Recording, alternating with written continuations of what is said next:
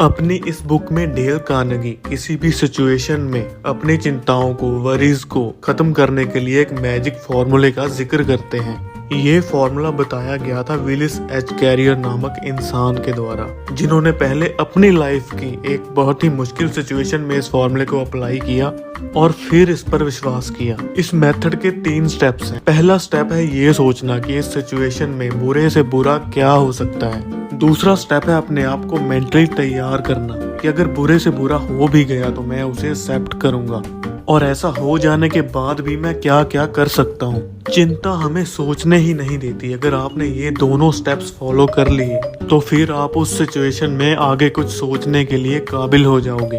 और फिर तीसरा स्टेप, अपना पूरा का पूरा टाइम और एनर्जी डिवोट कर दो सिचुएशन को इम्प्रूव करने में। जो आपने बुरे से बुरा सोच रखा है एटलीस्ट वो ना हो, और अगर बुरे से बुरा हो भी गया तो आपने मेंटली उसे एक्सेप्ट कर रखा है। और जब हम किसी सिचुएशन में वर्स्ट को एक्सेप्ट कर लेते हैं तो हमारे पास खोने के लिए कुछ भी नहीं होता।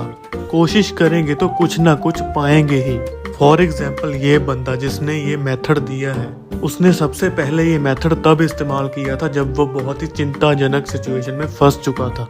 वो किसी नई टेक्निक पे काम कर रहा था और कुछ भी सही नहीं जा रहा था, तो उसने पहला स्टेप फॉलो किया कि बुरे से बुरा क्या हो सकता है। उसकी पोजीशन जा सकती है, उसकी जॉब जा सकती है।